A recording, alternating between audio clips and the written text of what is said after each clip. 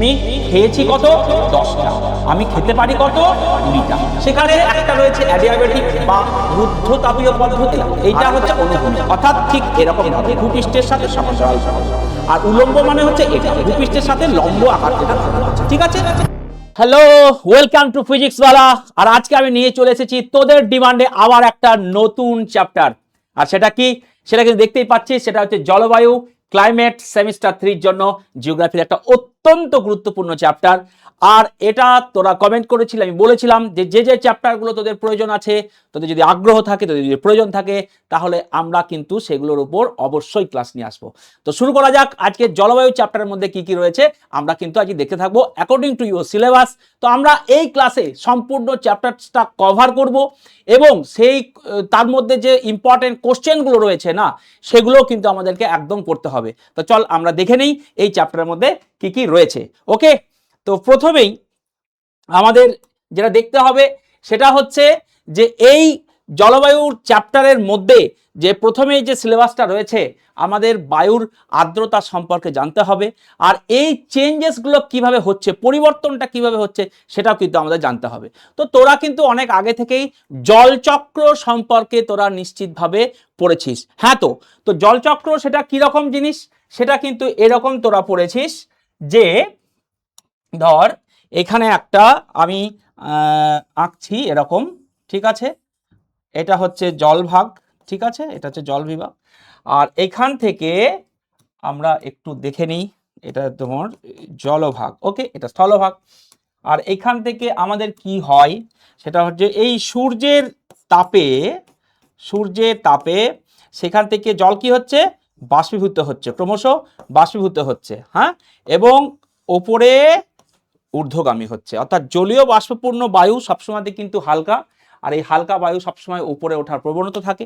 ওপরে উঠতে থাকলেই কিন্তু সেখানে তাপমাত্রা কমতে থাকবে, আর কমতে থাকলেই সেখানে কিন্তু কি হবে, ঘনীভবন ঘটবে। আর এই ঘনীভবন ঘটা মানেই কিন্তু সেখানে কি সৃষ্টি হবে, সেখানে কিন্তু মেঘের সৃষ্টি হবে, রাইট, এবং আলটিমেটলি সেখান থেকে বৃষ্টি রূপে আবার ঝরে পড়বে। আর সেই বৃষ্টি, সেই জল আস্তে আস্তে কিছুটা অংশ তোমার আমাদের ভূপৃষ্ঠের ভিতর দিয়ে এটা শোষিত হবে, আর কিছু অংশ এইভাবে আবার রান অফ, যেটা পৃষ্ঠপ্রবাহ বলে থাকি, আবার ঠিক এইখানেই জলটা এসে সমুদ্র, নদী, নালা, হ্রদ ইত্যাদি জায়গায় পড়বে। তাহলে আমি দেখতে পাচ্ছি এটা আমরা আগেই পড়েছি, রাইট। তো সেই ক্ষেত্রে দেখো এখানে যেমন এখানে উঠলো বাষ্পীভবনের জন্য জলীয় বাষ্পপূর্ণ বায়ু, এখানে আবার ঘনীভবন ঘটলো এবং পুনরায় সেটি আবার এখানে নেমে এলো। তার মানে একটা এইভাবে চক্রাকারে আবর্তিত হচ্ছে, রাইট। তাহলে সেই জিনিসটাই আমরা এখান থেকে অবশ্যই বুঝে নেব। তো জলীয় বাষ্পপূর্ণ বায়ু মানে জলে জলীয় বাষ্পের যে উপস্থিতি, আর্দ্রতা, আর এই আর্দ্র বায়ু আস্তে আস্তে উষ্ণ বা হালকা হয়ে উপরে ওঠে, আর সেখানে কি হচ্ছে, শীতলীকরণ হচ্ছে, যেটাকে আমরা বলছি কিন্তু এর পরের স্টেজে ঘনীভবন। ওকে, তো উষ্ণতার প্রভাবে কিন্তু এই বায়ুমণ্ডলের যে জলচক্র, ঠিক এটার সাথে এটার কি রিলেশন সেটা আমরা এখানে দেখতে পাচ্ছি। তো ঘনীভবনের ফলে সেখানে মেঘের সৃষ্টি হচ্ছে এবং সেখান থেকে কিন্তু বৃষ্টিপাত হচ্ছে। অধক্ষেপণের একটা রূপই হচ্ছে আমাদের বৃষ্টিপাত, ঠিক আছে, সেটা অঞ্চল ভেদে, উষ্ণতা ভেদে সেটা অন্য রূপেও কিন্তু হতে পারে, তুষারপাতও হতে পারে। তো এইটাই হচ্ছে আমাদের মূল বিষয়। আর আমাদের আজকে যে এই যে চ্যাপ্টারটা রয়েছে, আর সেখানে কিন্তু অত্যন্ত ইম্পর্টেন্ট হচ্ছে কিন্তু আমাদের কনডেনসেশন, ঠিক আছে, আর একটা হচ্ছে আমাদের প্রেসিপিটেশন, অর্থাৎ ঘনীভবন এবং অধক্ষেপণ, এইটাই কিন্তু আজকের আমাদের মূল অংশ। তাহলে আমি এখান থেকে অবশ্যই বলতে পারি যে আমরা আজকের যে পড়াটা রয়েছে আমাদের আজকের পাঠ, ঠিক আছে, আজকের পাঠ কি কি আমরা পড়ব এখান থেকে দেখো, আমরা পড়ব 1 নম্বর বায়ুর আর্দ্রতা, ঠিক আছে, বায়ুর আর্দ্রতা অর্থাৎ জলীয় বাষ্পের উপস্থিতি, এবং সেইটা অনেক রকমভাবে কিন্তু প্রকাশিত হয়, তার যে কিছু প্যারামিটার্স রয়েছে সেটা আমরা পড়ব। 2 নম্বর কিন্তু আমরা অবশ্যই পড়ব হচ্ছে ঘনীভবন, ঠিক আছে, এটা হচ্ছে ঘনীভবন। আর 3 নম্বর কিন্তু আমরা অবশ্যই পড়ব অধক্ষেপণ, ঠিক আছে। এইটা কিন্তু আমাদের আজকের টার্গেট রয়েছে, আমরা এটা আজকের ক্লাসে কমপ্লিট করব এবং এখান থেকে কি ধরনের কোশ্চেন্স রয়েছে সেগুলো কিন্তু অবশ্যই আমরা আজকে দেখে নেব। ওকে, তো চলো আমাদের এরপর শুরু করি, সেটা হচ্ছে এটা, সেটা হচ্ছে আর্দ্রতা। আমরা মেজারমেন্টটা কিভাবে করতে পারি, আর্দ্রতার পরিমাপটা আমাদের কিভাবে হতে পারে দেখে নাও। তো উষ্ণ বায়ু সেখানকার মধ্যে কিন্তু দেখো তার জলীয় বাষ্প ধারণ ক্ষমতা অনেক বেশি, এবং এর মধ্যে এই জলীয় বাষ্পগুলো কিন্তু এইভাবে অবস্থান করে, ঠিক আছে। আর সেটা শীতল বায়ু হয়ে গেলে তখন কি হয়, তার মানে উষ্ণতা কমতে থাকলে তার জলীয় বাষ্প ধারণ ক্ষমতা কমতে থাকে, ঠিক আছে, এবং সেটা অনেক সময়তেই সম্পৃক্ত হয়ে যায়। এটা অনেকটা এরকম, ধর আমার একটা খাওয়ার ক্ষমতা রয়েছে, 20টা মিষ্টি খাওয়ার ক্ষমতা রয়েছে, ঠিক আছে, আমার একটা পেটের আয়তন আছে, সেটা আমার খাবার ক্ষমতা। এখন আমি যদি এর কম খেয়ে থাকি, তার মানে আমি এখনো খেতে পারবো। আর যদি আমার পেটটা অটোমেটিক ভরা থাকে, ঠিক আছে, তো আমি আর সেখানে বেশি খেতে পারবো না, তার মানে আমার যা ক্ষমতা সেটা তার পূর্ণ হয়ে গেল, ঠিক আছে। তার মানে এইখানে আমরা একটা জিনিস লক্ষ্য করছি, এই উষ্ণ এবং শীতল বায়ুর সাপেক্ষে দেখো আয়তনটা এখানে উষ্ণ বায়ু হচ্ছে অনেক হালকা এবং আয়তনে প্রসারিত হয়, তাহলে আয়তনে যখন প্রসারিত হয় তার মধ্যে জলীয় বাষ্প ধারণ ক্ষমতা অনেক বেশি, সেই কারণে এটা সহজে কি হয়, এটা 100% তোমার ক্যাপাসিটিতে মানে সম্পৃক্ত হওয়ার চান্স কম থাকে। আর যখন এই শীতল বায়ুর ক্ষেত্রে দেখছি তখন আয়তনটা আস্তে আস্তে কমে যাচ্ছে, তার মানে এখানে আর নতুন করে জলীয় বাষ্প ধারণ ক্ষমতা সেটা আর নতুন করে জলীয় বাষ্প নিতে পারছে না, তার মানে সেটা 100% তার যে ক্ষমতা আছে সেটা সম্পৃক্ত হয়ে যাচ্ছে। ওকে, তো এই সাপেক্ষে এই যে আর্দ্রতা, তাহলে আর্দ্রতার ধারণা পড়তে গেলে আমরা কি পড়বো, আর্দ্রতার ধারণা পড়তে গেলে আমরা অবশ্যই এটাই বলবো যে সিম্পল একদম সহজভাবে যে বায়ুতে জলীয় বাষ্পের উপস্থিতি, রাইট। আর এইটা আমরা কিন্তু পরিমাপ করতে পারি, সেই যন্ত্রটার নাম কি, সেই যন্ত্রটার নাম হচ্ছে হাইগ্রোমিটার, ঠিক আছে, এটার নাম হচ্ছে কি হাইগ্রোমিটার, ঠিক আছে। হাইগ্রোমিটার যন্ত্রের সাহায্যে আমরা কিন্তু এটা পরিমাপ করতে পারি, ঠিক আছে। এটা আমি লিখে দিই, তোমাদের অবশ্যই বুঝতে সুবিধা হবে। পরিমাপক যন্ত্র, তাই না, পরিমাপক যন্ত্র, ব্যাস। তো এটা আমরা অবশ্যই কিন্তু মনে রাখবো, এটা আমরা অবশ্যই মনে রাখবো। তো এবার দেখো চরম আর্দ্রতা, তার যে ধাপগুলো আমরা একটু মনে রাখি, সেটা হচ্ছে কাকে বলা হচ্ছে, নির্দিষ্ট আয়তনের বায়ুতে জলীয় বাষ্পের প্রকৃত ওজন। তার মানে এখানে যে কিওয়ার্ডসটা আমাদের মনে রাখতে হবে সেটা হচ্ছে আয়তন, ঠিক আছে, অর্থাৎ একটা নির্দিষ্ট আয়তনের বায়ুতে যে জলীয় বাষ্পটা সেখানে থাকছে, তার মানে তার এখানে এককটা কি থাকছে, গ্রাম পার মিটার, ঘন সেমি, ঘন মিটার হতে পারে বা ঘন সেমিও হতে পারে, ঠিক আছে। এটা আমি এরকম ভাবেও কিন্তু প্রকাশ করতে পারি, ঠিক আছে, এটা এভাবেও প্রকাশ করতে পারি, অর্থাৎ ঘন, তার মানে তার আয়তনের সাপেক্ষে এখানে জলীয় বাষ্পের ওজনটা আমাদের পরিমাপ করছি, আর এটাকে আমরা বলছি চরম আর্দ্রতা। বিশেষ আর্দ্রতা কাকে বলি, নির্দিষ্ট ওজনের বায়ুতে, এখানটা কিন্তু এইটা হচ্ছে কিওয়ার্ডস, অর্থাৎ সেই বায়ুর ওজনটা যদি এখানে দেখো কেজি হয়, তাহলে 1 কেজি বায়ুর মধ্যে কত গ্রাম জলীয় বাষ্প রয়েছে, ঠিক আছে, এইটা হচ্ছে এইটার সাপেক্ষে, তার মানে এটাকে আমরা বলছি বিশেষ আর্দ্রতা, সেই কারণে জন্য এককটা কি আছে, গ্রাম প্রতি কেজি, ঠিক আছে। দুটো এখানে ওজন, আর এখানে কি ছিল, বায়ুর আয়তন, কিন্তু জলীয় বাষ্পের ছিল ওজন। এবার আমরা দেব আপেক্ষিক আর্দ্রতা। আপেক্ষিক আর্দ্রতার সংজ্ঞাটা ঠিক কিরকম, নির্দিষ্ট উষ্ণতায় বায়ুতে উপস্থিত বাষ্প ও সর্বোচ্চ বাষ্প ধারণ ক্ষমতার অনুপাত। ঠিক যেমন দেখো একটা বিশেষ পরিস্থিতিতে, নির্দিষ্ট পরিস্থিতিতে আমার যা খাওয়ার ক্ষমতা, ঠিক আছে, এইটার সাপেক্ষে আমি যা খেয়েছি সেটার অনুপাত হবে, অর্থাৎ আমি ধরো খেয়েছি আমি 10টা মিষ্টি, ওকে, আর আমার খাওয়ার ক্ষমতা হচ্ছে 20টা মিষ্টি, বোঝা গেল, তার মানে আমার সেখানে বিচার হবে এটা, আমি খেয়েছি কত, 10টা, আমি খেতে পারি কত, 20টা, ঠিক আছে, এইটা ইন্টু 100, ঠিক আছে, এইটা করে যেটা আমি পাবো সেটাই হচ্ছে আপেক্ষিক আর্দ্রতা।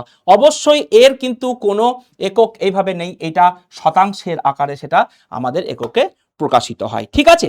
তো এইখানে একটা জিনিস অবশ্যই মনে রাখবে, নির্দিষ্ট উষ্ণতা এবং অবশ্যই নির্দিষ্ট আয়তনের বায়ু, ঠিক আছে, অবশ্যই নির্দিষ্ট আয়তনের বায়ু, দেখে নাও, নির্দিষ্ট আয়তন বায়ুর, ঠিক আছে, নির্দিষ্ট উষ্ণতায় নির্দিষ্ট আয়তন বায়ুর মধ্যে উপস্থিত যে জলীয় বাষ্প এবং ওই উষ্ণতায় ওই আয়তন বায়ুর সর্বোচ্চ বাষ্প ধারণ ক্ষমতার অনুপাত, যেটা বেরোবে সেটাই হচ্ছে আমার এখানে তোমার আপেক্ষিক আর্দ্রতা। তাহলে এখানে যদি আমি আচ্ছা, এখানে ইংরাজি বাংলা হয়ে গেছে, একটু এটাকে একটু ঠিক করা যাক। ঠিক আছে, আচ্ছা দেখে নাও কিভাবে আমরা বের করতে পারি এটা। তো এখানে ইন্টু কত বলা হলো, 100। তাহলে এরকম যদি পরিস্থিতি হয়, অর্থাৎ নির্দিষ্ট উষ্ণতায় নির্দিষ্ট আয়তনের বায়ুর মধ্যে উপস্থিত জলীয় বাষ্প কত রয়েছে, 10, এবং তাকে সম্পৃক্ত করতে কত লাগে, 20। কারণ আমি খেয়েছি এখন 10টা মিষ্টি, কিন্তু আমি খেতে পারি, মানে আমার পেট ভরতে লাগে 20টা মিষ্টি, তাহলে এটা ডিভাইড হলো ইন্টু 100। তার মানে এখান থেকে যদি আমি কাটাকাটি করি, খুব সুন্দরভাবেই কিন্তু আমি এটা পেয়ে যাব, তাই তো। তাহলে এখানটা হয়ে যাচ্ছে 50%। এটাই হচ্ছে আপেক্ষিক আর্দ্রতা, যদি এই উদাহরণটার সাপেক্ষে এটা হয়ে থাকে। আশা করি বোঝা গেল। তো এটাই হচ্ছে আমাদের আর্দ্রতার সম্পর্কে সমস্ত কিছু। ওকে, তো চলো নেক্সট। নেক্সট হচ্ছে আমাদের ঘনীভবনের শর্ত, অর্থাৎ ঘনীভবনের যে শর্ত রয়েছে সেটা শিশিরাঙ্ক এবং সম্পৃক্ত বায়ু, এই দুটো টার্ম কিন্তু খুব ইম্পর্টেন্ট, আর এটা আমাদের বুঝতে হবে। দেখো, সম্পৃক্ত বায়ু কাকে বলে, যে বায়ুতে আপেক্ষিক আর্দ্রতা 100% রয়েছে। ওই আবার একই কথা, আমি যতটা খেতে পারি ঠিক ততটাই যদি খেয়ে নিই, তার মানে আমার পেট ভরে গেছে, এটা হচ্ছে স্যাচুরেটেড বা সম্পৃক্ত বায়ুর আমাদের উদাহরণ। অর্থাৎ বায়ুতে যতটা সম্পৃক্ত করতে তার জলীয় বাষ্প ধারণ ক্ষমতা রয়েছে, ঠিক ততটাই জলীয় বাষ্প যদি থাকে, তাহলে সেটা হয়ে যাচ্ছে সম্পৃক্ত বায়ু। আর এটা কিসে হয়, যে নির্দিষ্ট উষ্ণতায় বায়ু জলীয় বাষ্প দ্বারা সম্পৃক্ত হয়। অর্থাৎ বায়ুর উষ্ণতা কমতে কমতে এমন একটি উষ্ণতায় চলে গেলে, যখন সেখানে বায়ু আর নতুন করে জলীয় বাষ্প ধারণ ক্ষমতা করতে পারবে না, ধারণ করতে পারবে না, তার যা ক্ষমতা সেটা সম্পূর্ণ সম্পৃক্ত হয়ে যাবে, সেই উষ্ণতাটাকে আমরা বলে থাকি শিশিরাঙ্ক। ওকে, এবং এই ক্ষেত্রে একটা লিনতাপ, একটা দেখো এটা কি, যেমন ঘনীভবনের সময় গ্যাসীয় অবস্থা থেকে তরল অবস্থায় যখন রূপান্তর হয়, তখন যে নির্গত তাপ, তাই সেটা বায়ুতে উষ্ণতা করে। যেমন এটা ঠিক বাষ্পীভবনের উল্টো, তাই না। বাষ্পীভবনে কি হচ্ছে, তরল থেকে জলীয় বাষ্পে পরিণত হচ্ছে, মানে তরল থেকে গ্যাস হচ্ছে, ঠিক আছে, গ্যাসে পরিণত হচ্ছে। সেই জন্য সেখান থেকে তার উষ্ণতা বায়ু থেকে সংগ্রহ করে সেটা শীতল করে দেয়। আর এখানে কি হচ্ছে, এখানে ঘনীভবন, তার মানে এই গ্যাস থেকে সেটা যাচ্ছে কি তরলে পরিণত হচ্ছে। তাহলে গ্যাস থেকে যখন তরলে পরিণত হবে, তার মানে কিছু সে উষ্ণতা ত্যাগ করবে, আর এইটা এই পারিপার্শ্বিক বায়ুকে কি করবে, এই পারিপার্শ্বিক বায়ুকে সেটা উত্তপ্ত করবে। এই যে তাপটা, এইটা তাপটার নাম হচ্ছে লিনতাপ। এটা ঘনীভবনের অত্যন্ত গুরুত্বপূর্ণ, কারণ যেখানে ক্রান্তীয় অঞ্চলে ঘূর্ণবাতের ক্ষেত্রে কিন্তু এই লিনতাপ ওই ঘূর্ণবাতের শক্তি যোগাতে সক্ষম হয়। ওকে, তো আমরা এটাও বুঝতে পারলাম। এবার আমরা চলে যাব নেক্সট স্লাইড। সেখানে আমরা দেখছি ঘনীভবন পদ্ধতিটা কি রয়েছে, অর্থাৎ প্রসেসটা কি রয়েছে। দেখো, সেখানে একটা রয়েছে অ্যাডিয়াবেটিক বা রুদ্ধ তাপীয় পদ্ধতি, আর একটা হচ্ছে ডায়াবেটিক বা মুক্ত তাপীয় পদ্ধতি। ব্যাপারটা কি, অনেক সময় আমাদের এগুলো পড়তে একটু কঠিন লাগে, একদম কোনো টেনশন নেই, একদম সহজভাবে বুঝিয়ে দিচ্ছি, দেখে নাও। সেটা হচ্ছে, যখন দেখো একদম এখান থেকে দেখো, ভূপৃষ্ঠ থেকে উষ্ণ বায়ু, উষ্ণ বায়ু মানে কি বলেছি, উষ্ণ এবং হালকা হয়, তাহলে আস্তে আস্তে আস্তে আস্তে উপরের দিকে ঊর্ধ্বগামী হচ্ছে। ঊর্ধ্বগামী হওয়া মানে কি হচ্ছে, সে সেখানে প্রসারিত হবে এবং আস্তে আস্তে কি হবে, শীতলীকরণ হবে। কারণ উপরে আমরা তো ট্রপোস্ফিয়ারের কথা পড়েছি, যত আমরা উপর দিকে যাই তখন কি হয়, তাপমাত্রা ক্রমশ কমতে থাকে, রাইট। আর এইটা কি হচ্ছে, তার মানে দেখো বায়ু ঊর্ধ্বগামী হয়ে প্রসারিত হচ্ছে, তার মানে তার আয়তনের পরিবর্তন হচ্ছে এবং তাপের আদান প্রদান ছাড়াই সে শীতল হয়ে ঘনীভবন ঘটছে। অর্থাৎ এখান থেকে নতুন করে কোনো মানে কোনো শীতল বা উষ্ণ বায়ুর সংস্পর্শ এরকম ব্যাপারটা না, শুধুমাত্র উষ্ণ বায়ু উপরে আস্তে আস্তে উঠছে, প্রসারিত হচ্ছে, তার আয়তনের পরিবর্তন হচ্ছে এবং সেটা ঘনীভূত হচ্ছে। তো এইটা যেটা প্রসেস, সেটা হচ্ছে অ্যাডিয়াবেটিক প্রসেস, ঠিক আছে। তো এইটা আমাদের দুটো পদ্ধতি আমরা এখান থেকে জানি, একটা হচ্ছে শুষ্ক, ঠিক আছে, আর একটা হচ্ছে আর্দ্র, এইভাবেই কিন্তু ভাগ হয়। তো সেটা দেখো, শুষ্কর ক্ষেত্রে, এই শুষ্ক রুদ্ধতাপীয় পদ্ধতির ক্ষেত্রে মানে প্রতি কিমিতে সেই তাপমাত্রাটা ক্রমশ কমতে থাকে 9.8 ডিগ্রি সেলসিয়াস বা 10-এর কাছাকাছি প্রতি কিমি, ঠিক আছে। এইটা হারে তাপটা হ্রাস পায়, ঠিক আছে, তাপ হ্রাস পায়, ঠিক আছে, তাপ হ্রাসের হার। ওকে, বা তাপ আমরা উষ্ণতাও সেটা অবশ্যই বলতে পারি, এটা উষ্ণতা লিখে দিলাম, ঠিক আছে। উষ্ণতা হ্রাসের হার, ঠিক আছে, উষ্ণতা হ্রাসের হার, তাপমাত্রা, ঠিক আছে। আর সেটা যদি আর্দ্র হয়ে যায় অর্থাৎ বায়ু যদি সম্পৃক্ত হয়ে যায় তখন কিন্তু সেটা মোটামুটি 4 থেকে 9 ডিগ্রি সেলসিয়াস হারে এটা ভ্যারি করে প্রতি কিলোমিটারে কিন্তু কমতে থাকে। ঠিক আছে, তো এই দুটো মান আমরা অবশ্যই মনে রাখবো। আর এই পদ্ধতিটা কি মনে রাখবো, বায়ু ঊর্ধ্বগামী হলে প্রসারিত হয়, তার আয়তনের পরিবর্তন হয় এবং তাপের কোনো অন্যান্য স্থান থেকে আদান প্রদান ছাড়াই কিন্তু সেটা শীতল এবং ঘনীভূত হয়। এটা একটা পদ্ধতি। মুক্ততাপীয় পদ্ধতিটা কি দেখে নাও। অর্থাৎ দেখো একটা শীতল বরফ পৃষ্ঠ রয়েছে, তো সেখান থেকে তাপ বিকিরণ বা সংস্পর্শে শীতলীকরণ হচ্ছে। আবার এটাও জানো তোমরা যে উষ্ণ এবং শীতল বায়ু প্রবাহিত হয়, উষ্ণ এবং শীতল সমুদ্র স্রোত প্রবাহিত হয়। তার মানে একটা অঞ্চলে সেখান থেকে সংস্পর্শে, ঠিক আছে, একটা অঞ্চলের সংস্পর্শে অন্য তাপমাত্রার একটা বায়ু বা তোমার সমুদ্র স্রোতের তাদের সংস্পর্শে সেইখানে কিন্তু বায়ু কি হয়, আস্তে আস্তে তাপমাত্রা হ্রাস পেতে ঘনীভূত হতে পারে।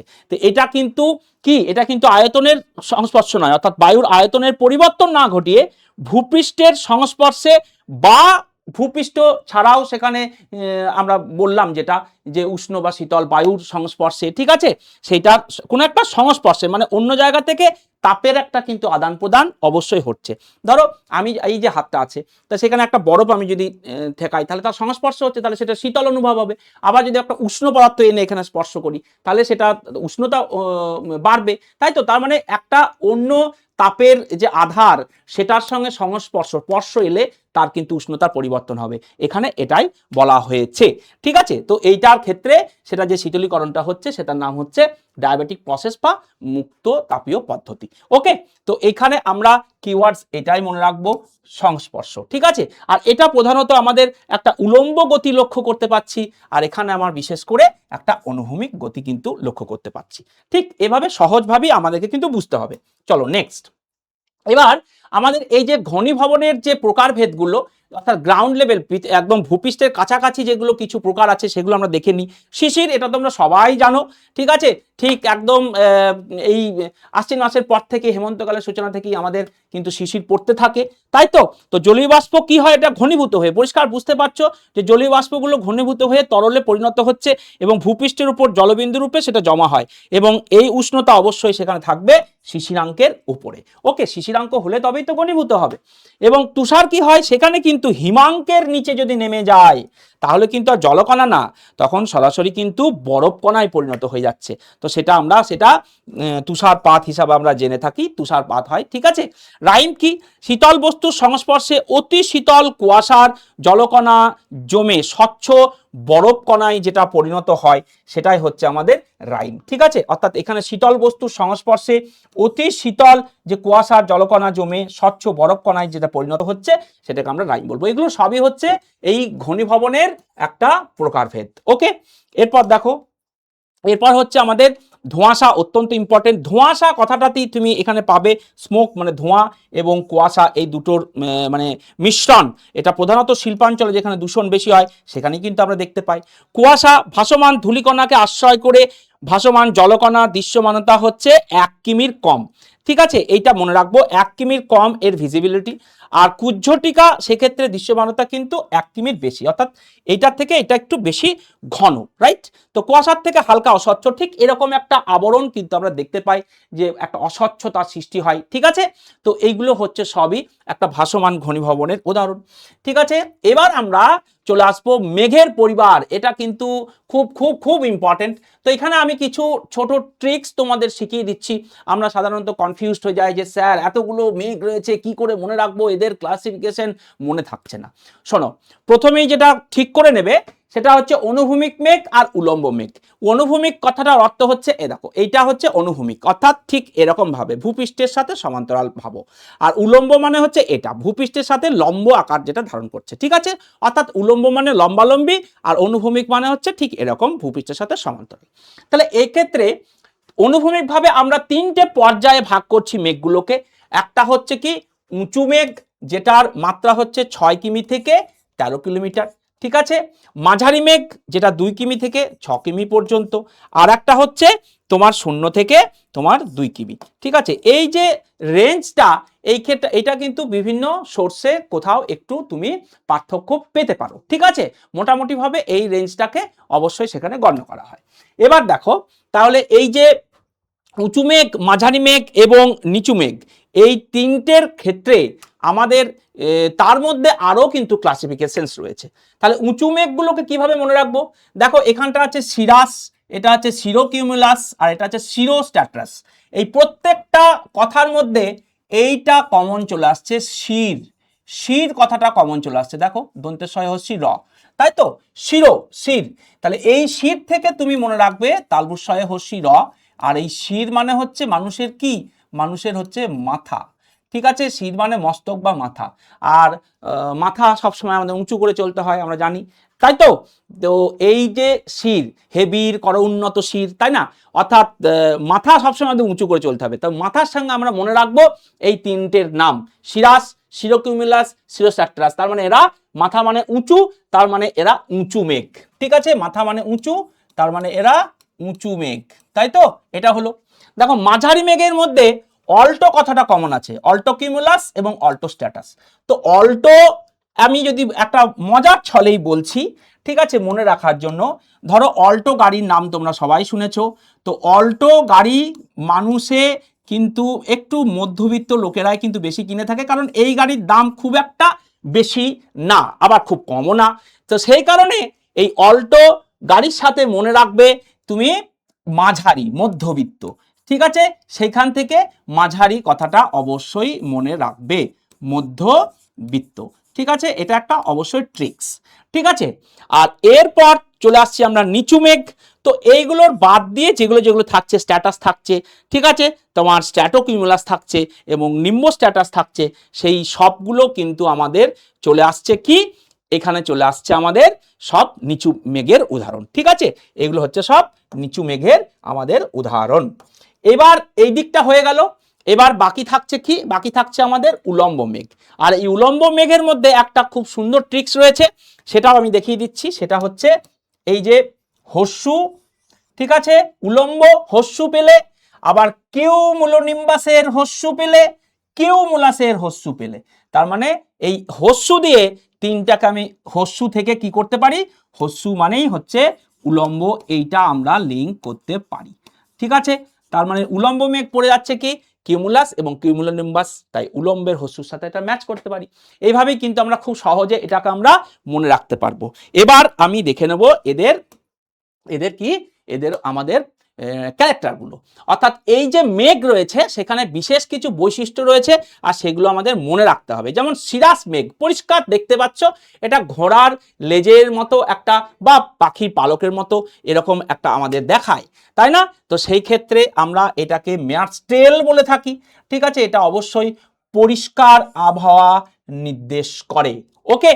আর এখানে আমরা পাচ্ছি সিরোকিউমুলাস, আর এটা আমরা পাচ্ছি দেখো মাছের আঁশের মতো, তো ম্যাকারেল মাছের আঁশের মতো আমাদের দেখায়, সেটাকে আমরা বলে থাকি এটা ম্যাকারেল স্কাই। এগুলো অবশ্যই মনে রাখবে, ঠিক আছে। এছাড়াও আমাদের মনে রাখতে হবে সেটা হচ্ছে তোমার কি, তোমার যে হ্যালো ফরমেশন করছে, অর্থাৎ হ্যালো ফরমেশনটা ঠিক কি রকম, অর্থাৎ এই যে বলয়, খুব খুব একটা স্বচ্ছ মানে একটা আবরণ, স্বচ্ছ অস্বচ্ছর একটা আবরণ তৈরি হচ্ছে, খুব পাতলা একটা আবরণ তৈরি হচ্ছে।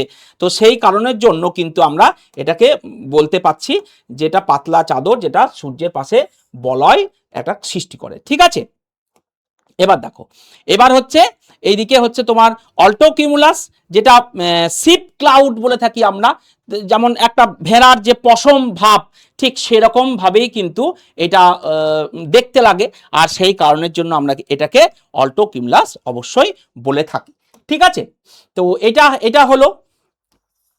এবার আমরা পরের স্লাইডে চলে যাব, ঠিক আছে। এইটা, সেটা হচ্ছে, আচ্ছা এটা 1 মিনিট, এটা দেখা যাচ্ছে না, এটা হচ্ছে সিরোস্ট্যাটাস, ঠিক আছে। এই মেঘটা হচ্ছে সিরাস, সিরোকিউমুলাস, এখানে একটু সমস্যা হচ্ছে, এটা হচ্ছে তোমার সিরোস্ট্যাটাস, ঠিক আছে, এই মেঘটা হচ্ছে সিরোস্ট্যাটাস। আর এবার আমরা যেটা পড়বো সেটা হচ্ছে এটা, সেটা হচ্ছে নিচু এবং উলম্ব মেঘের কিছু আমরা ইম্পর্টেন্ট ক্যারেক্টারগুলো আমাদের মনে রাখতে হবে। সেটা হচ্ছে নিম্ব স্ট্যাটাস, ঠিক আছে, যেখানে এক টানা বৃষ্টিপাত হয়, ঠিক আছে, এই কোশ্চেন কিন্তু তোমাদের এসেছিল এখান থেকে, তো খুব খুব একটা ইম্পর্টেন্ট জায়গা। স্ট্যাটাস মেঘ, এটাও আমরা মনে রাখবো, যেখান থেকে গুড়ি গুড়ি বৃষ্টিপাত হয়ে থাকে। ঠিক আছে, কিউমুলাস মেঘ একটা ফুলকপির মতো চূড়া, নিচের দিকটা কিছুটা ধূসর, মূলত পরিষ্কার আবহাওয়া আকাশ করে নির্দেশ করে পরিষ্কার আবহাওয়া, কিন্তু কখনো কখনো বৃষ্টিপাত হতেও পারে। ঠিক আছে, এটা হচ্ছে কিউমুলাস মেঘের উদাহরণ। আর এই যে ছবিটা দেখছো, এটা কিউমুলোনিম্বাস মেঘের উদাহরণ, যেটা হচ্ছে থান্ডার ক্লাউড বলা হয়, প্রবল বজ্রবিদ্যুৎ সহ মুষলধারায় বৃষ্টিপাত হয়। এই মেঘের সাথে সম্পর্ক রাখবে, যেমন কালবৈশাখীতে যে আমাদের বৃষ্টিপাতটা হয়, সারাদিন প্রখর রোদ, এবং তারপরে হচ্ছে তোমার ওই কিউমুলোনিম্বাস মেঘের উৎপত্তি এবং বজ্রবিদ্যুৎ সহ বৃষ্টিপাত। আর একটা জায়গা সেটা মনে রাখবো, সেটা হচ্ছে নিরক্ষীয় অঞ্চল। ঠিক আছে, কোথায় বললাম? নিরক্ষীয় জলবায়ুতে কিন্তু পরিচলন বৃষ্টিপাত হয়। ঠিক আছে, নিরক্ষীয় অঞ্চলে কি পরিচলন বৃষ্টিপাতে এই মেঘের সৃষ্টি হয়। ঠিক আছে, পরিচলন বৃষ্টিপাতে এই মেঘের সৃষ্টি হয়। ওকে, চল এবার আমরা পরবর্তী স্লাইডটা দেখি। সেটা হচ্ছে অধঃক্ষেপণের এরকম বিভিন্ন টাইপ আছে, তার মধ্যে ইম্পর্টেন্ট হচ্ছে যেমন তুষারপাত। ঠিক আছে, তো হিমাঙ্কের নিচে যে জলীয় বাষ্প সরাসরি বরফ কণায় পরিণত হয়ে কি হচ্ছে, পতন ঘটছে, স্নোফল, মানে ময়দার গুঁড়োর মতো। আমরা তো এনজয় করি যখন শীতে বেড়াতে যাই, তাই না? ঠিক এরকম ধরনের আমাদের কোথাও তুষারপাত যেখানে হয়, তো আমরা এটা কিন্তু ফিল করি এবং খুব এনজয় করি। ঠিক আছে, তো সরাসরি বরফ কণায় পরিণত হচ্ছে এবং হিমাঙ্কের নিচে অবশ্যই উষ্ণতাটা নেমে যায়। স্লিট, যেটা বৃষ্টির জল এবং তুষারের মিশ্রণ এবং ছোট ছোট বরফ গুটির মতো এটা আকারে পড়তে থাকে। শিলাবৃষ্টি, তো একটু ব্যাসটা বেশি হয়, তাই না? আর বরফের টুকরো যা কিউমুলোনিম্বাস থেকে মূলত সৃষ্টি হয়। আর এইখানে একটা জিনিস তুমি খেয়াল করবে, ঠিক এরকম একটা স্তর গঠন করে। ঠিক আছে, ঠিক কনসেন্ট্রিক স্তর, পেঁয়াজের খোসার মতো, ঠিক এরকম স্বচ্ছ অস্বচ্ছ এরকম স্তর কিন্তু গঠন করে। ঠিক আছে, গ্লেজ কি? অতি শীতল জলকণা যখন ভূপৃষ্ঠ স্পর্শ করা মাত্র বরফের আস্তরণে পরিণত হয়, তখন সেটাকে আমরা গ্লেজ বলে থাকি। আর গুড়ি গুড়ি বৃষ্টিপাত যখন এই যে 0.5 মিলিমিটারের কম যখন ব্যাসের ক্ষুদ্র জলকণার সৃষ্টি হয়, তখন সেটাকে আমরা গুড়ি গুড়ি বৃষ্টিপাত বলে থাকি। ওকে, এরপর আমরা পরের স্লাইডটা দেখে নেব। সেটা হচ্ছে এটা, সেটা দেখো, বৃষ্টিপাত সৃষ্টির যে তত্ত্ব। বৃষ্টিপাত সৃষ্টির ক্ষেত্রে দুটো ইম্পর্টেন্ট তত্ত্ব রয়েছে, আর এই তত্ত্ব দুটোকে আমরা অবশ্যই মনে রাখবো। একটা হচ্ছে বার্জারান ফিন্ডিশনের দেওয়া তত্ত্ব, যেটার নাম হচ্ছে বরফ ক্লাস তত্ত্ব। তো এই তত্ত্ব কি? এই তত্ত্ব বলা হচ্ছে যে মূলত উচ্চ অক্ষাংশে যেখানে তাপমাত্রা একটু কম থাকে, শীতল মেঘের ক্ষেত্রেই এটা কিন্তু বেশি থাকে, যেখানে হিমাঙ্কের নিচে উষ্ণতা নেমে যায়। তো অতি শীতল জলকণা যখন ওপরে ঊর্ধ্বে চলে যায়, তখন সেখানে ওই জলকণাগুলো আস্তে আস্তে বরফ কণায় পরিণত হয়। ঠিক আছে, এবং এই প্রসেস চলতে থাকে পুরো জলকণাগুলো বরফ কণায় পরিণত না হওয়া পর্যন্ত। তো তারপর একটা বড় পাতের সৃষ্টি করে এটা সংঘবদ্ধ হয়ে, এবং সেটা ভারী হয়ে যখন নিচে নামতে থাকে, তখন ওই তাপমাত্রাটা যখন আবার হিমাঙ্কের উপরে উঠে যায়, তখন সেই বরফ কণা আবার জলকণায় পরিণত হয়ে বৃষ্টি আকারে ঝরতে থাকে। ঠিক আছে, তো আমরা এখানে প্রবক্তার নাম এবং তত্ত্বের নাম অবশ্যই খুব ভালোভাবে মনে রাখবো, এবং প্রসেসটা এটাই মনে রাখবো যেটা বরফ ক্লাসে পরিণত হয়। সেকেন্ড যে তত্ত্বটা রয়েছে সেটা হচ্ছে সংঘর্ষ সম্মিলন তত্ত্ব। আর এই তত্ত্বের মধ্যে আমাদের রয়েছে বাউয়েনের নাম মনে রাখতে হবে, ইনি এই তত্ত্বের কিন্তু প্রবক্তা। এটা কি?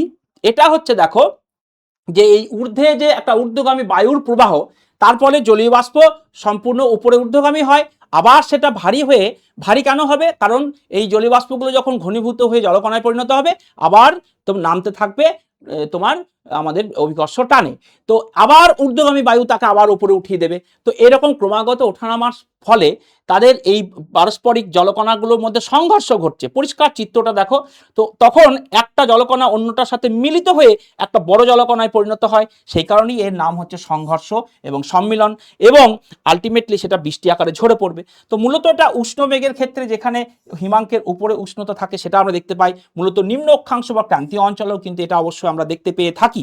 তো এই ক্ষেত্রে আমরা এই দুটো তত্ত্ব এবং প্রবক্তা এবং মূল যে তত্ত্বের মূল কথা সেটা আমরা অবশ্যই মনে রাখবো।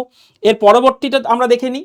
এর পরবর্তীটা হচ্ছে পরিচলন বৃষ্টিপাত। ঠিক আছে, অর্থাৎ এই যে বৃষ্টিপাত দেখো, আমরা পরপর যেটা দেখলাম, এখান থেকে মেঘ, অধঃক্ষেপণ, বৃষ্টিপাত, ঠিক আছে, এবং তার তত্ত্ব, এবং তারপরেই হচ্ছে বৃষ্টিপাতের প্রকারভেদ। ওকে, তো বৃষ্টিপাতের প্রকারভেদ হচ্ছে মূলত আমরা 3 প্রকার এখানে দেখতে পাচ্ছি। একটা হচ্ছে পরিচলন বৃষ্টিপাত, সেটা আমরা একটু আগে আমরা দেখলাম। পরিচলন অর্থাৎ কি, দেখো সূর্যের তাপে, প্রখর সূর্যের তাপে সেটা জল কিন্তু কি হচ্ছে, বাষ্পীভূত হয়ে যাচ্ছে, অর্থাৎ তোমার এখানে জল মানে তরল সেখানে গ্যাসীয় পদার্থে জলীয় বাষ্পে পরিণত হচ্ছে, এবং জলীয় বাষ্পপূর্ণ উষ্ণ এবং হালকা বায়ু আস্তে আস্তে কি হচ্ছে, ঊর্ধ্বগামী হচ্ছে, আর ঊর্ধ্বগামী হওয়ার ফলে উপরে গিয়ে ঘনীভূত হচ্ছে, এবং সেখানে আবার সেটা বৃষ্টিপাত হয়ে নেমে আসছে। এটা হচ্ছে পরিচলন বৃষ্টিপাত, অর্থাৎ একটা পরিচলন ঘটছে। তো এটা আমাদের মূল জিনিস। তো এইখানেই এই যে কিওয়ার্ডসগুলো আমরা দেখতে পাচ্ছি, আর সেখান থেকে কিন্তু কোন মেঘ সেটাও আমরা দেখতে পাচ্ছি, খুব ইম্পর্টেন্ট। আর কোথায় হবে, দেখো স্বল্পস্থায়ী কিন্তু প্রবল বৃষ্টিপাত, বজ্রবিদ্যুৎ সহ, এটা হচ্ছে ক্যারেক্টার। কোথায় হয়, মূলত নিরক্ষীয় অঞ্চলে হয়ে থাকে, ঠিক আছে, সারা বছর ওখানে প্রতিদিন বিকালে এটা হয়, সেই কারণে একে 4 o'clock রেন বলা হয়। এছাড়াও ক্রান্তীয় অঞ্চলে যখন এই রকম নিরক্ষীয় অঞ্চলের মতো একটুখানি জলবায়ুর যে বৈশিষ্ট্য, আবহাওয়ার যে বৈশিষ্ট্য আমাদের এখানে পরিলক্ষিত হয়, সেটা কখন, সেটা হচ্ছে আমাদের যে গ্রীষ্মকাল, সেখানেও কিন্তু যে কালবৈশাখী যেটা আমি উল্লেখ করলাম, সেখানেও কিন্তু আমরা এই বৃষ্টিপাতের একটা দেখতে পাই, এই বৃষ্টিপাত হওয়াটা পদ্ধতিটা আমরা দেখতে পাই। ঠিক আছে, এরপর আমরা চলে যাচ্ছি কিন্তু শৈলক্ষেপ বৃষ্টিপাত। তো শৈলক্ষেপ বৃষ্টিপাত দেখো, কোনো একটি অঞ্চলে তোমার উষ্ণ জলীয়বাষ্পপূর্ণ বায়ু যখন এইভাবে ধাবিত হয়, এবং তার সামনে কোনো যে যখন পর্বত থাকে অর্থাৎ বাধা থাকে, তো সেখানে সেটা আস্তে আস্তে পর্বতের ঢাল বেয়ে উঠতে থাকবে, এবং সেখানে গিয়ে ঘনীভূত হয়ে বৃষ্টিপাত ঘটাবে। তো যে দিকটা বৃষ্টিপাত ঘটাবে সেই দিকটার নাম হচ্ছে প্রতিপাত ঢাল। ঠিক আছে, এইটা কিভাবে মনে রাখবে, এটা প্রতিরোধ, অর্থাৎ এই যে বায়ু যাচ্ছে এখানে বাধা পাচ্ছে, তার মানে প্রতিরোধ হচ্ছে। তো প্রতিরোধ থেকে আমরা এই প্রতিরোধ করছে যাকে, এই প্রতি কথাটার সাথে প্রতিবাদ ঢালটা অবশ্যই মনে রাখবো। এবং এর উল্টো দিকে কি হচ্ছে, উল্টো দিকে যখন আস্তে আস্তে সেখানে জলীয়বাষ্প আর কমে যাচ্ছে, তা এবং আরেকটা হচ্ছে এইখানে বায়ু উঁচু থেকে নিচু দিকে নামতে থাকে, তার মানে কম উষ্ণ স্থান থেকে বেশি উষ্ণ স্থানের দিকে নামতে থাকে, আর বেশি উষ্ণ স্থানে যাওয়া মানে তার জলীয় বাষ্প ধারণ ক্ষমতা আবার বেড়ে যাবে, সেই কারণে এই দিকটা বৃষ্টিপাত হয় না, ওই জন্য এটাকে বলা হচ্ছে লিওয়ার্ড স্লোপ। ঠিক আছে, তো এইটা প্রতিবাদ ঢাল, এটা অনুবাদ ঢাল, এটা আমরা অবশ্যই মনে রাখবো। আর একটা জিনিস, এই যে অঞ্চলটা বৃষ্টিপাত হয় না বলে এটাকে আমাদের বলছি বৃষ্টির ছায় অঞ্চল। একটা উদাহরণ দেওয়া আছে মেঘালয়ের শিলং, তো এটা আমরা অবশ্যই একটু দেখে নিই আমাদের পৃথিবীর ইন্ডিয়ার সাপেক্ষে এর যে উদাহরণটা। তো এই হচ্ছে ভারতবর্ষের মানচিত্র। ঠিক আছে, আর আমরা খুব সুন্দর দুটো উদাহরণ এখানে কিন্তু দেখে নেব যে বৃষ্টির ছায়া অঞ্চলটা ভারতবর্ষের জলবায়ু সাপেক্ষে। তোমরা মাধ্যমিকে অবশ্যই কিন্তু এই ভারতবর্ষের জলবায়ু পড়ে এসেছো, তো এটার সাথে কিন্তু সম্পর্ক করতে হবে। ঠিক আছে, মানচিত্রের সম্পর্ক করতে হবে। তো খুব ভালো করে দেখে নাও, এইখানটায় হচ্ছে কিন্তু মেঘালয় মালভূমি, রাইট, এখানে মেঘালয় মালভূমি। আর এই যে অঞ্চলটা রয়েছে, এই অঞ্চলটা রয়েছে কিন্তু হচ্ছে চেরাপুঞ্জি। ঠিক আছে, চেরাপুঞ্জির নাম তোমরা শুনেছো, চেরাপুঞ্জি। ঠিক আছে, চেরাপুঞ্জি বিশেষ করে মৌসিনরাম, তাই তো, মৌসিনরাম যেখানে পৃথিবীর সব থেকে বেশি বৃষ্টিপাত হয়ে থাকে। আর এই যে অঞ্চলটা এখানে রয়েছে সেই অঞ্চলটার কিন্তু নাম হচ্ছে শিলং। ঠিক আছে, ঠিক উল্টো দিকে। তো এখানে কি হয়, এখানে যখন মৌসুমী বায়ু, ঠিক আছে, আর্দ্র মৌসুমী বায়ু আমাদের ভারতবর্ষের বর্ষাকালে ঠিক এরকম ভাবে প্রবেশ করে, মৌসুমী বায়ুর বঙ্গোপসাগরীয় শাখা, কারণ এটা বঙ্গোপসাগর, তখন এইখানে যাওয়ার ফলে এবার দেখো এই চিত্রটা ভালো করে বুঝতে পারবে, অর্থাৎ এই দিক থেকে আসছে, এটা হচ্ছে বঙ্গোপসাগর, এই দিক থেকে বায়ুটা আসছে এবং এই দিকে বৃষ্টিপাতটা ঘটাচ্ছে, তার মানে এটা মৌসিনরাম সাইট। ঠিক আছে, আর এই দিকটা বৃষ্টির ছায়া অঞ্চল, সেই কারণে এটা হচ্ছে শিলং। ঠিক আছে, তো এইটা হচ্ছে বৃষ্টির ছায় অঞ্চল, বৃষ্টির ছায় অঞ্চল। ঠিক আছে, তাহলে আমি অবশ্যই বলতে পারি এটা কি ঢাল, এটা হচ্ছে আমার অনুবাদ ঢাল, তাই তো, অনুবাদ ঢাল। আর এদিকটা হচ্ছে প্রতিবাদ ঢাল। বুঝতে পারলাম? একই উদাহরণ অন্য একটা দেখে নিই, খুব ইম্পর্টেন্ট, সেটা হচ্ছে এইটা, এইখানে আছে পশ্চিমঘাট পর্বত। ঠিক আছে, তো পশ্চিমঘাট পর্বতের এই পশ্চিম ঢাল এটা হচ্ছে বঙ্গোপসাগরীয় শাখা হলো, আর এটা হচ্ছে আরব সাগরীয় শাখা। তো সেই ক্ষেত্রে এইভাবে যখন যায় তখন এই দিকটা প্রচুর পরিমাণে বৃষ্টিপাত ঘটায়, কিন্তু এই দিকটায় কিন্তু সেভাবে বৃষ্টিপাত ঘটে না। তাই সেই কারণে বৃষ্টির ছায়া অঞ্চলটা এইখানে তৈরি হয়ে থাকে। ঠিক আছে, বৃষ্টির ছায় অঞ্চল। ঠিক আছে, তো আমরা এখানেও দুটো উদাহরণ অবশ্যই নিতে পারি। এখানে যেমন একটা উদাহরণ, এখানে হচ্ছে মুম্বাই, এখানে কিন্তু প্রচুর বৃষ্টিপাত হতে পারে, হয়। ঠিক আছে, এই কারণের জন্য হয়। আর এদিক থেকে যেমন আমরা পুনে, ঠিক আছে, পুনে কিন্তু এটা এই সাইডে পড়ে যাচ্ছে। তো একই রকম এদিকটা হচ্ছে তোমার প্রতিবাদ ঢাল, আর এদিকটা হচ্ছে অনুবাদ ঢাল। তো আমরা আশা করি এটা শৈলক্ষেপ বৃষ্টিপাতের একটা উদাহরণ, যেটা আমরা কিন্তু বুঝতে পারলাম। ওকে, এরপরে তাহলে এরপরে আমরা দেখে নেব এইটা, অর্থাৎ ঘূর্ণবাদ বৃষ্টি। অর্থাৎ ঘূর্ণবাদ বৃষ্টি মানে কি, অর্থাৎ যেখানে একটা ঘূর্ণবাদ সৃষ্টি হয়। সাইক্লোন আমরা জানি, সাইক্লোনের মূল বিষয়টা কি, এটা দুটো অংশে আমরা ভাগ করছি, একটা হচ্ছে ক্রান্তীয় বৃষ্টি আর একটা হচ্ছে নাতিশীতোষ্ণ বৃষ্টি। ঠিক আছে, তো ক্রান্তীয় অঞ্চলে কি হয়, একটা কেন্দ্রীয় অঞ্চলের সৃষ্টি হয় গভীর নিম্নচাপ। কেন, সেখানে উষ্ণ আর্দ্র বায়ু অর্থাৎ প্রবলভাবে, দেখো নিরক্ষীয় অঞ্চল বা ক্রান্তীয় অঞ্চলের ক্ষেত্রে কি, এইখানে এই যে মূলত অঞ্চল, এই জায়গাটা তোমার সূর্যের তাপের ফলে প্রচণ্ড তাপীয় ফলটা বেশি, তার ফলে এই অঞ্চলে একটা উষ্ণ বায়ু হালকা হয়ে ওপরে উঠে যায়, আর সেখানে শূন্যস্থান সৃষ্টি হয়। তখন পাশ থেকে বিভিন্ন বায়ু, শীতল বায়ু এরকমভাবে সেটা স্থান দখল করতে আসে, এরকম কুণ্ডলী আকারে ঘুরতে ঘুরতে, আর তখন সেটা ঘূর্ণবাতের সৃষ্টি হয়ে যায়। তো এই অঞ্চলে এইভাবে যেটা সৃষ্টি হয় সেটা ক্রান্তীয় ঘূর্ণবাত সৃষ্টি করে, এবং সেখানেও বৃষ্টিপাত অবশ্যই হয়। ঠিক আছে, ঠিক এরকমভাবে কুণ্ডলী আকারে। আর একটা কি, নাতিশীতোষ্ণ অঞ্চল। তো এই ক্ষেত্রে পৃথিবীর ঠিক এই অঞ্চলটা, অর্থাৎ দেখো নাতিশীতোষ্ণ মানে হচ্ছে ঠিক এই 60 থেকে, অর্থাৎ মধ্য অক্ষাংশ যেটা পড়ছে 40 থেকে আমাদের 60 এই অংশে। তো এখানে কি হচ্ছে দেখো, খুব ভালো করে দেখবে, এখান থেকে পশ্চিমা বায়ু উষ্ণ, ঠিক আছে, আর্দ্র এইভাবে প্রবাহিত হচ্ছে, আর উপর থেকে আসছে কি, উপর থেকে আসছে মেরুবায়ু শীতল, অর্থাৎ দুটো ভিন্ন ধর্মী, এটা হচ্ছে শীতল মেরুবায়ু, তাই না, শীতল মেরুবায়ু। আর এটা কি বললাম আমি, এটা হচ্ছে উষ্ণ, ঠিক আছে, পশ্চিমা বায়ু। ঠিক আছে, পশ্চিমা বায়ু। তো এই দুই বায়ুর যখন এরকম ভাবে মিলন ঘটছে, তখন একটা সীমান্ত সৃষ্টি হচ্ছে, ঠিক এরকম। আর এই সীমান্তের ফলে এই উষ্ণ পশ্চিমা বায়ুর মধ্যে যে আর্দ্রতা থাকে, যে জলীয়বাষ্প থাকে, শীতল মেরুবায়ুর এই শীতলতার সংস্পর্শে কি হয়ে যায়, ঘনীভূত হয়, এবং ঘনীভবনের ফলে কিন্তু এখানে আস্তে আস্তে কিন্তু বৃষ্টিপাত ঘটে। এই দুটো বৃষ্টিপাতের মধ্যে তফাৎ হচ্ছে, এটা প্রবল আকারে, এটা প্রচণ্ড বিধ্বংসী, কিন্তু এটা এত বিধ্বংসী নয়, কিন্তু এটা অনেক বেশি সময় জুড়ে কিন্তু সেটা অবস্থান করে। ঠিক আছে, ঠিক যেমন আমাদের এখানে নিম্নচাপ হয় 6-7 দিন ধরে একটা নিম্নচাপ থাকে, ঝিরিঝিরি বৃষ্টিপাত হয়, ঠিক এরকম ধরনের আবহাওয়াটা পার্থক্য। এটা প্রবল বৃষ্টিপাত হয়, প্রচণ্ড বিধ্বংসী ঝড় সৃষ্টি হয়। ঠিক আছে, এর ক্ষমতা অত্যন্ত বেশি এবং ধ্বংসাত্মক ক্ষমতা অত্যন্ত বেশি, কিন্তু এটা দীর্ঘস্থায়িতা বেশি এবং বিশাল অঞ্চল জুড়ে এটা গঠিত হয়। ঠিক আছে, তো এটাই ছিল আমাদের আজকের কিন্তু সমস্ত ক্লাসের কনসেপ্ট। এবার আমরা কিছু কোশ্চেন দেখে নেবো। যেমন দেখো 2026-এর সেমিস্টার 3-তে এই কোশ্চেনটা কিন্তু এসেছিল, খুব ইম্পর্টেন্ট কোশ্চেন, সেখান থেকে কিন্তু আমরা এটা করতে পারবো।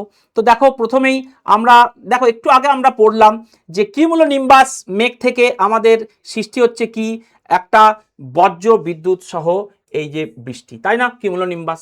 ঠিক আছে, আচ্ছা, নিম্বোস্ট্র্যাটাস, অর্থাৎ দেখো এখান থেকে আমরা কিভাবে করতে পারি, অবিরাম বৃষ্টি। আচ্ছা, এখান থেকে যদি আমরা লিঙ্ক করি, তাহলে অবিরাম বৃষ্টি কোথায় হয়, নিম্বোস্ট্র্যাটাস, তার মানে একের সাথে বি এর মিল। ঠিক আছে, তো একের সাথে বি এর মিল যেগুলো নেই, সেগুলো কিন্তু তাহলে আমার অ্যান্সার কোনোভাবেই হবে না। ঠিক আছে, এবার এই যে একের এই বিটা আছে, আবার এই বিটা আছে, তো আমি এবার শেষে আরেকটাও করেছি, সেটার সাথে কার মিল রয়েছে সেটা কিন্তু আমরা অবশ্যই দেখে নেব। দেখো এই ক্ষেত্রে ডি এর সাথে 2, তার মানে ডিটা 2 কিন্তু কখনোই সম্ভব না, তাহলে এটাও কিন্তু আমাদের হচ্ছে না। তাহলে উত্তর আমাদের অবশ্যই হয়ে যাচ্ছে কোনটা, উত্তর হয়ে যাচ্ছে আমাদের এইটা। ঠিক আছে, অপশন ডি।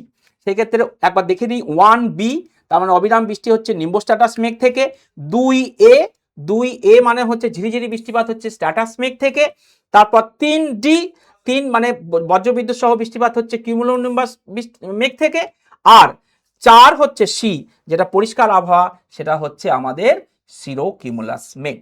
ওকে, তো এই কোশ্চেন কিন্তু অবশ্যই এসেছিল আমাদের, আর এগুলো কিন্তু অবশ্যই তোমাদেরকে প্র্যাকটিস করতে হবে, ঠিক আছে। এরপর দেখে নিই আমরা যে নির্দিষ্ট তাপমাত্রায় বায়ু সম্পৃক্ত অবস্থায় পৌঁছায় তাকে কি বলা হয়, তাকে কিন্তু সম্পৃক্ত, তার মানে অবশ্যই সেটা শিশিরাঙ্ক হয়ে যাবে। পরের প্রশ্নের উত্তরটা আমরা দেখে নিই, বায়ুর আপেক্ষিক আর্দ্রতা পরিমাপ করার জন্য কোন যন্ত্র ব্যবহার করা হয়? তো এই ক্ষেত্রে কিন্তু আমরা করেছি, এই যন্ত্র হচ্ছে অবশ্যই হাইগ্রোমিটার। এরপর আমরা দেখে নিই, সেটা হচ্ছে জলীয় বাষ্পপূর্ণ বায়ু পর্বতে বাধা পেয়ে পর্বতের প্রতিবাদ ঢালে প্রচুর শৈলক্ষেপ বৃষ্টিপাত ঘটায়। স্টেটমেন্ট 1, পর্বতের অনুবাদ ঢালে বায়ু নিচের দিকে নামার কারণে বৃষ্টিপাত খুব কম হয়, তাই একে বৃষ্টির ছায় অঞ্চল বলা হয়। অর্থাৎ দুটো বিবৃতি কিন্তু হচ্ছে সত্য, তার মানে উত্তর হয়ে যাচ্ছে 1 এবং 2 অবশ্যই সত্য। এবং পরেরটা আমরা দেখে নিই, সেটা হচ্ছে বৃষ্টিপাতের পরিমাপক করার জন্য যে যন্ত্র ব্যবহার করা হয় তার নাম কি? এই প্রশ্নটা আমি তোমাদের জন্য রাখছি, আর এই প্রশ্নের উত্তর কিন্তু তোমরা অবশ্যই কমেন্ট বক্সে জানাবে, ঠিক আছে। এই প্রশ্নটা অত্যন্ত সহজ, আশা করছি তোমরা পারবে, অবশ্যই কমেন্ট করে জানাবে। তো স্টুডেন্টস, এটাই ছিল আমাদের আজকের ক্লাস জলবায়ু সম্পর্কের ডিটেলস তথ্য।